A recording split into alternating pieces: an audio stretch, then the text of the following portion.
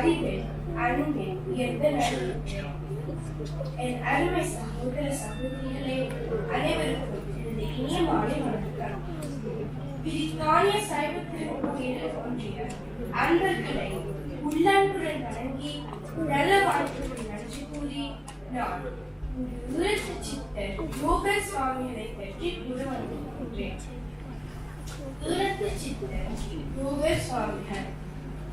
யோக சுவாமிகள் அம்பலவாணன் அவர்களுக்கும் சின்னாட்சி பிள்ளை அவர்களுக்கும் மாவட்டத்தில் அவதரித்தார். அவருடைய 10வது வயதில் தாயார் சிவபதம் அடைந்தார். அதன் பின் மாமியாருடன் கொழும்பு துறையில் வாழ்ந்து வந்தார். அவர் தமிழ், ஆங்கிலம், வடமொழி ஆகிய 3 மொழிகளையும் நன்கு கற்று அம்மொழிகளில் உள்ள ஞான நூல்களையும் கற்றறிந்தார். விவிலிய வேதம், குரான் முதலிய பிற சமய நூல்களையும் கற்றறிந்தார். இவர் தனது கல்லூரி படிப்பை முடித்த பின்னர் கிளிநொச்சியில் உத்தியோகம் புரிந்தார். இவருக்கு பணத்தில் சிறிதளவு ஆசை எப்போதும் இருக்கவில்லை.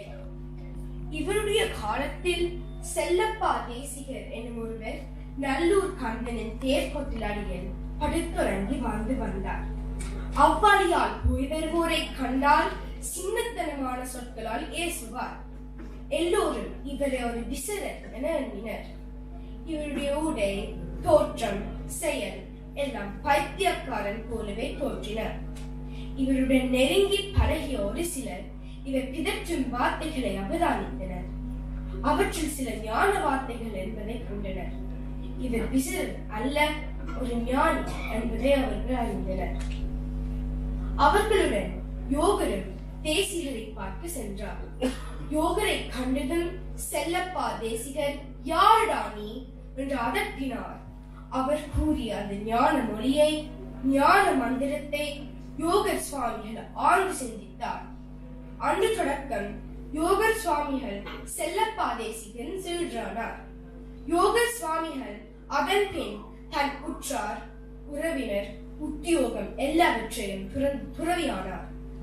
குருவுடன் சேர்ந்து தேர்கொட்டலடியில் வசிப்பதை விட்டு குருவை பிரிந்து சென்று கொழும்பு துறையில் நடை சந்தி ஒன்றில் உள்ள இடுப்பை மரத்தடியிலும் பின்பு ஒரு ஆச்சிரமம் அமைத்தும் வாழ்ந்து வந்தார்.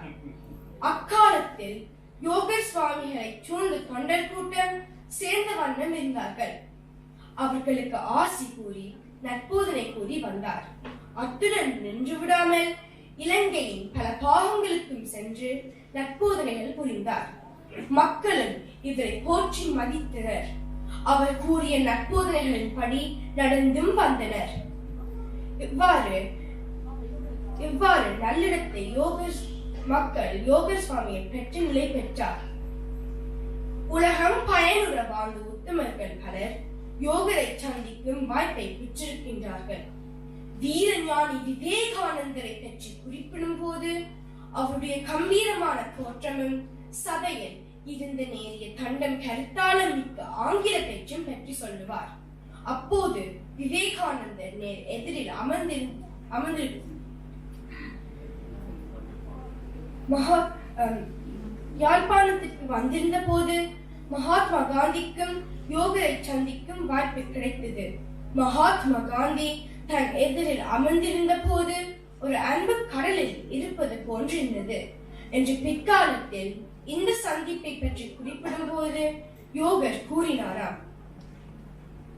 இந்த நூற்றாண்டின் முற்பகுதி முழுவதும் யோகரின் காலம் எனலாம். இக்காலத்தில் தான் இலங்கை சுதந்திரம் அடைந்தது. பாடசாலைகள், கோயில்கள் யாவும் செல்வ செழிப்புடன் வளர்ந்தன. விவசாயமும் வியாபாரமும் தொழில்களும் பெருகி வாழ்க்கையை வளமாக்கின. இவை நம் சிந்தனைகளை நன்றூட்டி விடாதிருப்பதற்கு நற்சிந்தனைகளையும் செய்யும் தொழில் அனைத்தும் தொண்டாக செய்யும் பயிற்சியம் பெறுவதற்கு சிவதொண்டன் நிலையத்தையும் சிவதொண்டன் என்று மாதாந்த சஞ்சய ஒன்றையும் உருப்பெறச் செய்தார் யோகர் சுவாமிகள். எத்தொழிலை செய்தாலும் என்ன நிலையில் எங்கிருந்தாலும் அவரது உதவியுமின்றி நமக்குள்ளேயே செய்யக்கூடிய இலகுவான சாதனை ஒன்று யோகர் தந்திருக்கின்றார். எவ்வுயிரும் பெருமான் திருமுன்னிலை என்று சாதனை செய். இச்சாதனை செய்தால் எமது வாழ்வில் எப்பிரச்சனையும் வாராது. எல்லாவற்றிற்கும் அத்துவித பொருளாம் கடவுளே காப்பாக இருப்பார். ஒரு பொல்லாப்பும் இல்லை. நன்றி, மகிழ்ச்சி, வணக்கம்.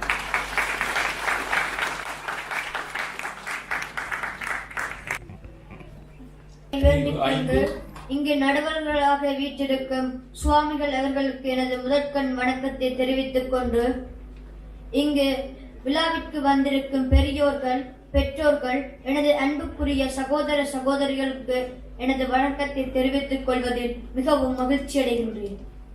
நான் உங்கள் முன்னிலையில் தமிழுக்காக பாடுபட்ட தமிழ் பேராசிரியர் சுவாமி விபுலானந்த அடிகளை பற்றி ஒரு சிறு உரையாற்ற வந்துள்ளேன். கடவுள் என் முன் தோன்றினால் முத்தி தரும்படி கேட்க மாட்டேன். முத்தி என்னளவில் நின்று விட்டு விடும்.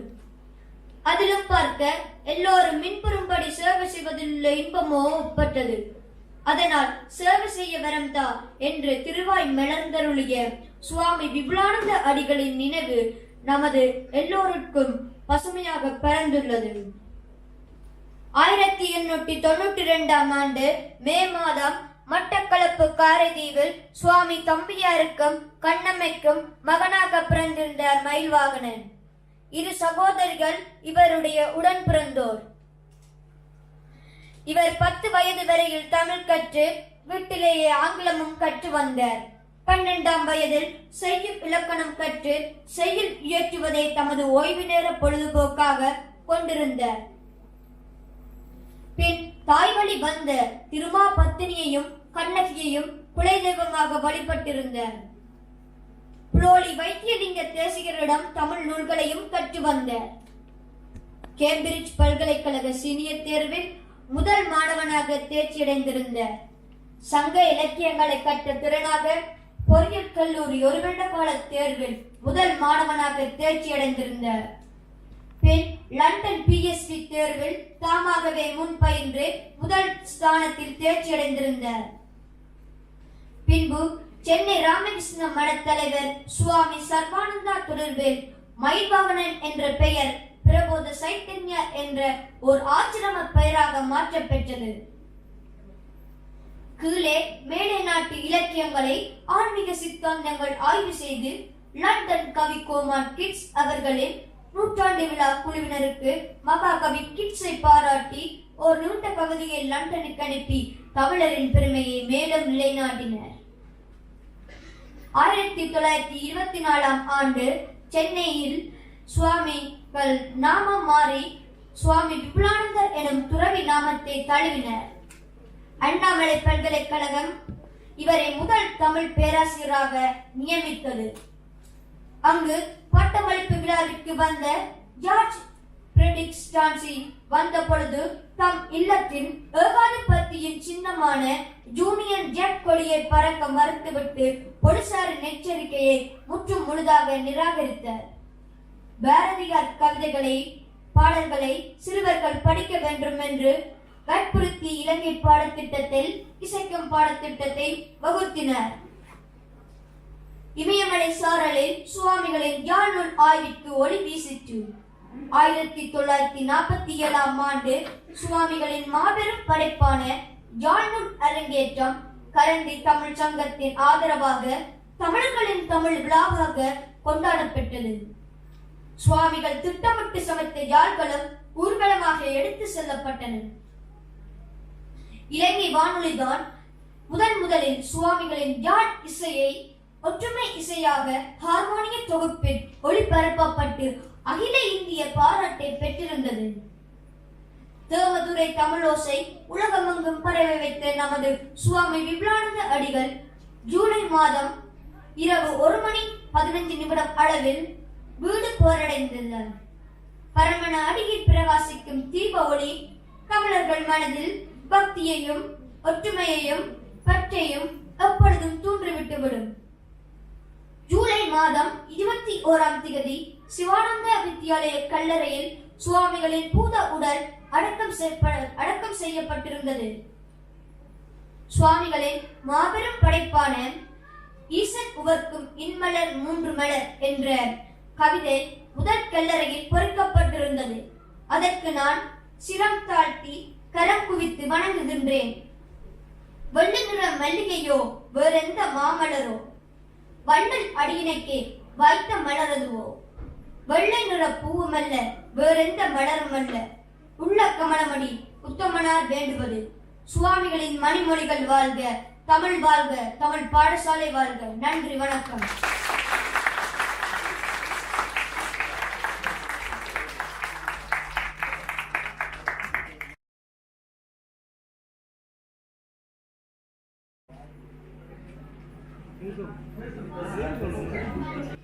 Good morning, everybody. My name is Sayuri Adil Roman. I am going to speak about Saivism. I am a Hindu Saivite and Saivism is my religion. It is the oldest religion in the world, and they worship Lord Shiva as our main god. Lord Shiva is like our mother and father. He is love and they Sivam. Thus, as Saivites, we must love all living creatures. We believe in one omnipresent God, Lord Shiva, and that தென்னாடுடைய சிவனை போற்றி, எந்நாட்டவர்க்கும் இறைவா போற்றி. The God who is common to the whole world is worshipped as Lord Shiva in the Tamil land. Daily prayers at home, singing Thevarams and other devotional songs, respecting our parents and elders, regular worship at the temple, the study of our holy scriptures, and helping the needy and the sick are important aspects of our faith. We must try to fill every part of our lives with the thought of our beloved Lord. Only then can we become perfect vessels to receive His grace. மேன்மக்குள் சைவ நீதி விளங்குக உலகம் எல்லாம். May the eternal Saivite philosophy enlighten all and spread throughout the world. Thank you.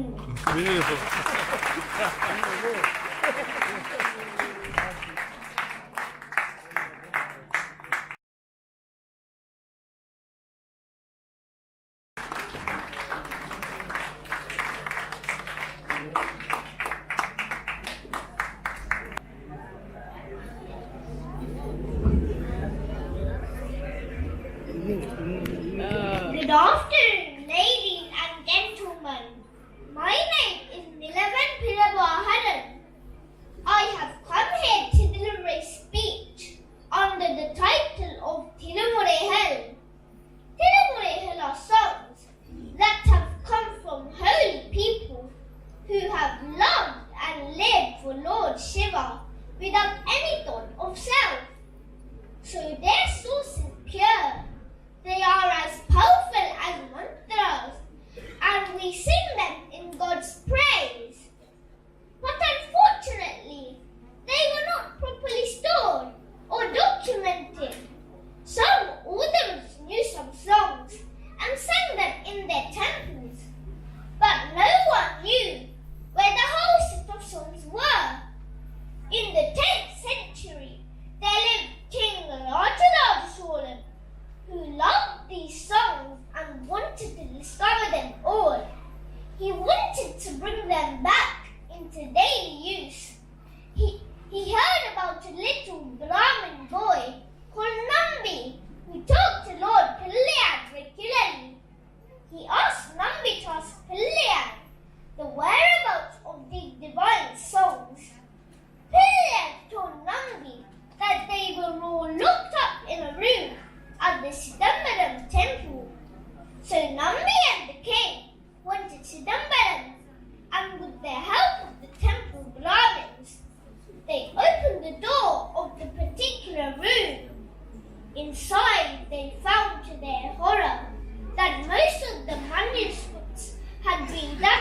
by white ants, that a heavenly voice was heard. Only those that are suitable for the present day are intact. So they carefully collected the remaining volumes.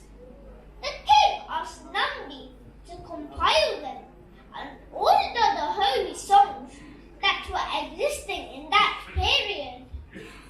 This compilation of holy songs is what is known as Tirumurai. The Tirumurai has 12 parts. The first 3 parts are the Theravadins of Tirunyan Sambandhan. The next 3 are the Theravadins by Tirunagal Kalasar. The 7th is the Theravadins of Sundaramurti Nayanar. The 8th is the Tiruvasavan Tirukkovayan of Manikavasa Swamigal. The Tiruvisippa and Tirupallandu are the 9th. The Tirumural Tirumandam is the 10th. And the 11th are the songs of 12 holy people. The 12th, called the Peri Puranam, tell the life stories of the 63 Nayanars who lived only to serve Lord Siva and his devotees. These are our treasures and religious heritage. We must honor them and preserve them and sing them in our temples and houses so that their light will continue to shine forever. Thank you for listening to my speech.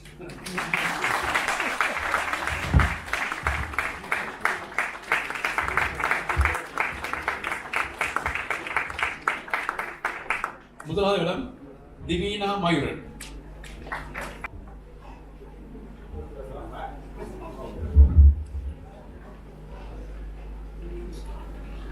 Good afternoon, everybody.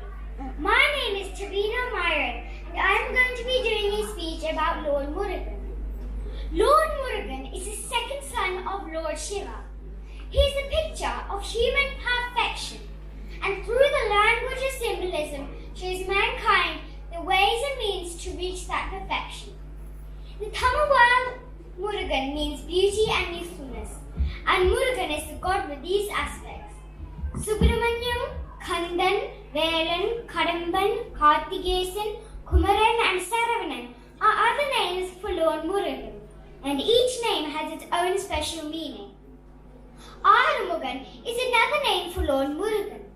It means the one with 6 faces and represents the fact that the Supreme Self expresses itself in the human being through the 5 senses and the mind.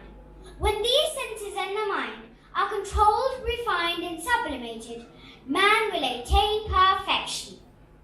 Like a guru, he whispered the Omkara Mandara to Lord Shiva, and hence he is known as Siva Guru. Lord Murugan is often depicted seated on a peacock, which is often seen gripping a snake.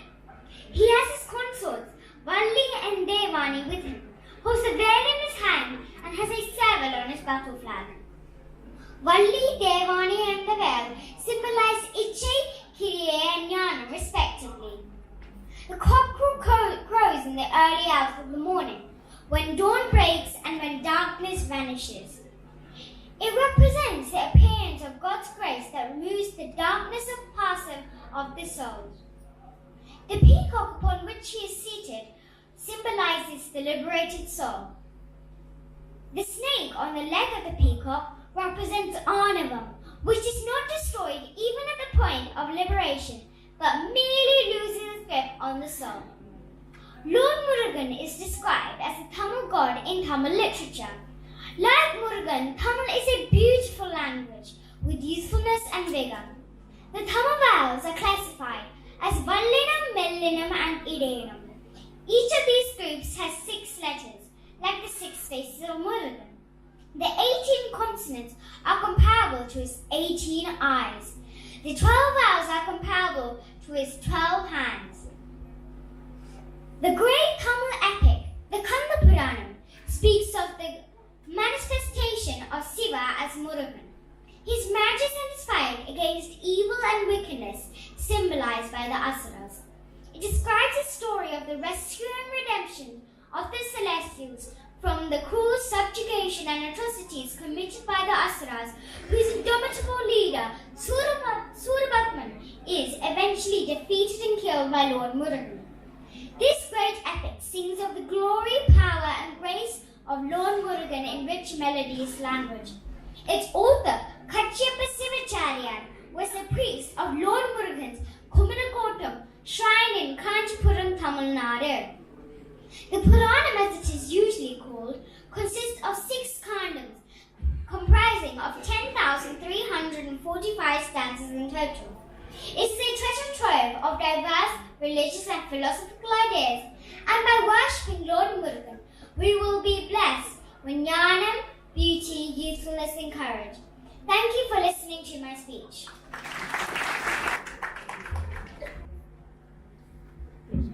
Today I would like to talk to you about Karika Lammayar. My name is Shanusa Manoharan. Karika Lammayar. Karika Lammayar is one of the 3 women saints among the 63 Nayamas and is considered to be one of the greatest figures in the Tamil literature. She is thought to have lived during the 6th century. Her father's name was Dhanadhardan and he was a wealthy and virtuous merchant. He and his dutiful wife prayed to Lord Shiva for a child, and he blessed them with a baby girl, who they named Punitavadi. And right from childhood, she had great faith in Lord Shiva, worshipping him daily. She grew up and married Paramadhardan, a wealthy merchant, and right from childhood, she had great faith in Lord Shiva. When one day Paramadhardan sent 2 mangoes to his house, Punitavadi kept them safely aside so that she could serve them when he comes home for his meal. In the meantime, a Siva yogi visited their house who was completely hungry and exhausted. Punitavadi gave him all due respect and devotion and wanted to offer him bhiksha. As lunch was not yet ready, she offered him some curd rice and one of the mangoes. Later that day, her husband came home for his meal and she served him the other mango. He liked it so much, he asked for the other to be served also. Upset that she could not fulfill her husband's wish, she prayed to Lord Shiva and asked for his help. Suddenly, a mango miraculously appeared in her palm. With great joy, she lovingly cut and served the mango to his husband. He found it so delicious. When compared to a previous one, he asked how it could be. When she explained what had happened, he found it so difficult to believe her, he demanded that she produce another in front of him. With tears in her eyes, she prayed to Lord Shiva, and again another mango miraculously appeared in her palms.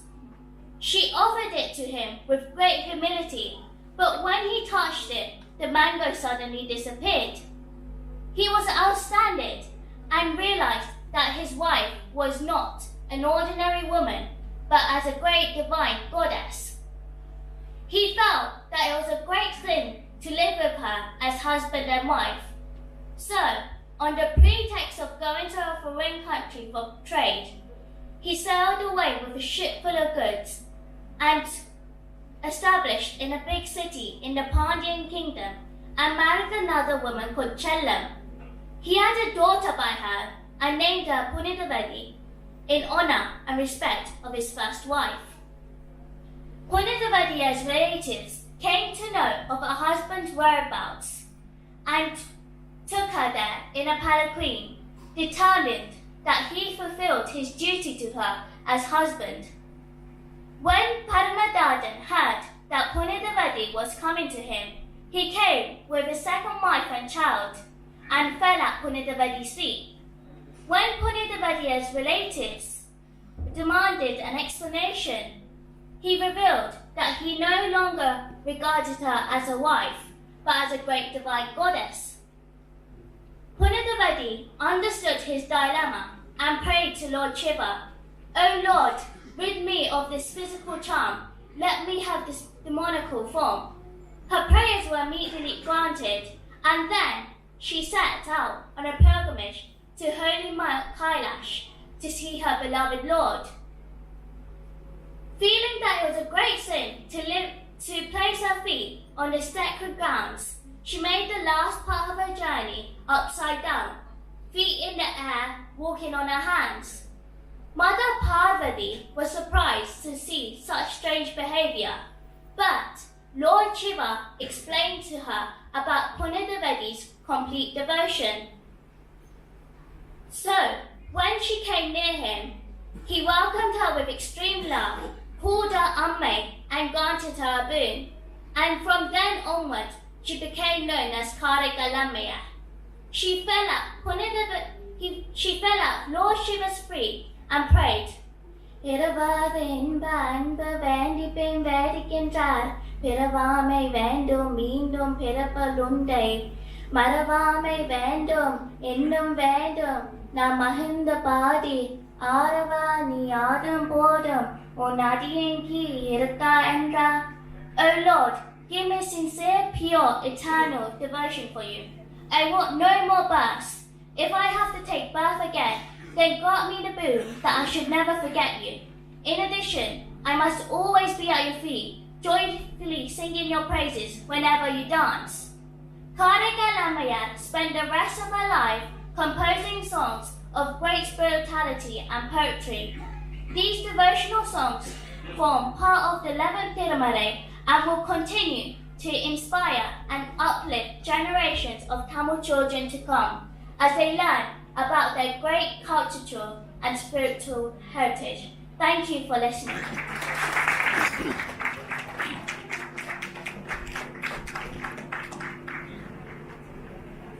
முதலாமிடம் கவிலேஷ் Ravindran.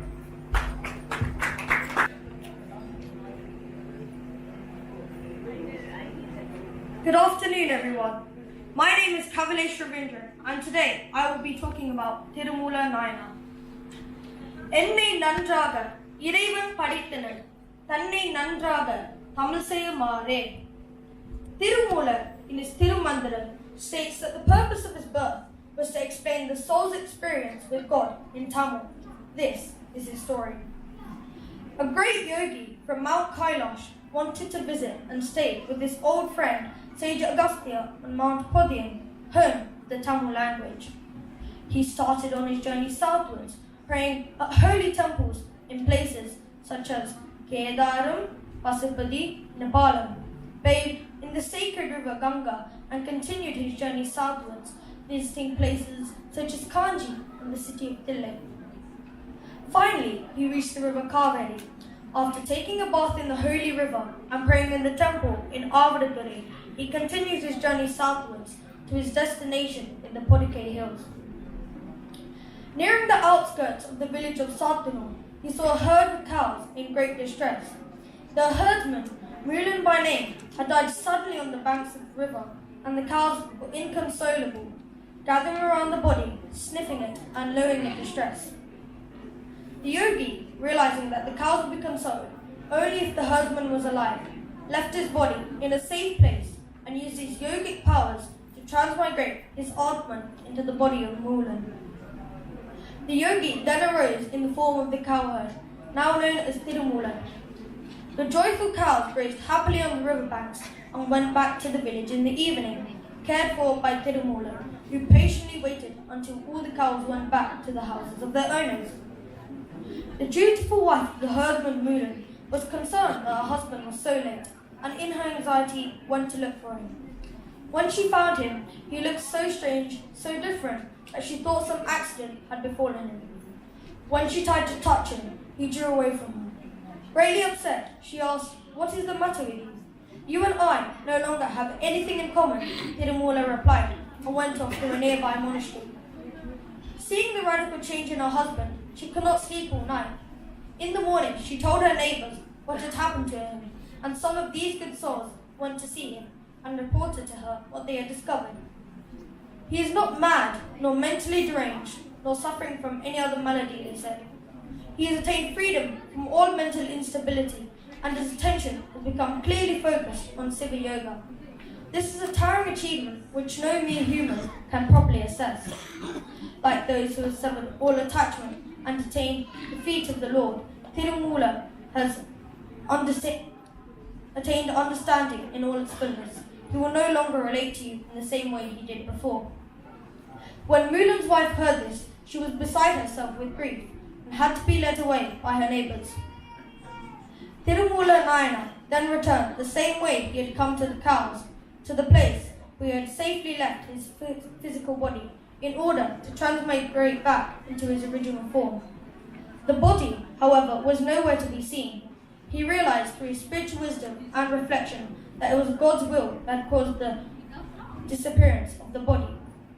The Lord, who had revealed the sacred scriptures to humankind, planned that Tirumula should render in Tamil, through his words, the supreme agamas.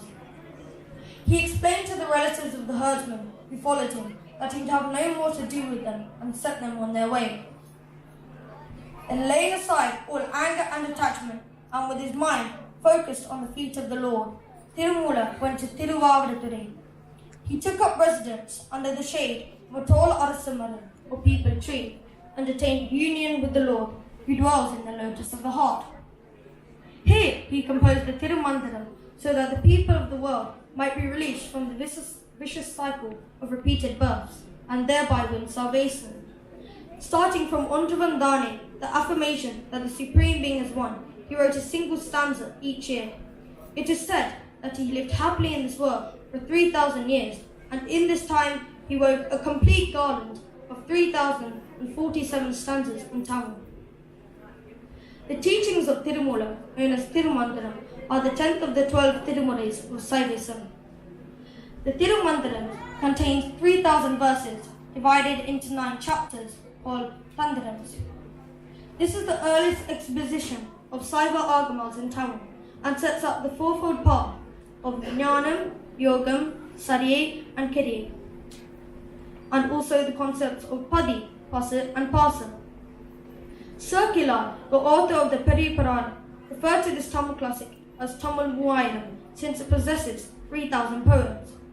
These poems have a unique metrical structure, with each line consisting of 11 or 12 syllables, depending upon the initial syllable. Among this rich bounty, Tirumula Nayana says, Ontre Kulumum, Oravine Devamum, Nante Ninemin, meaning humanity belongs to one and only one caste, and there is one and only one God. Cherish this rightly. Let us pay homage to the lotus feet of Tirumula Nayana, who expounded the noble path of Sariye, Kiriye, Jnanam and Yogam, and taught us Anbe Sivan, love is God. Thank you for listening to my speech.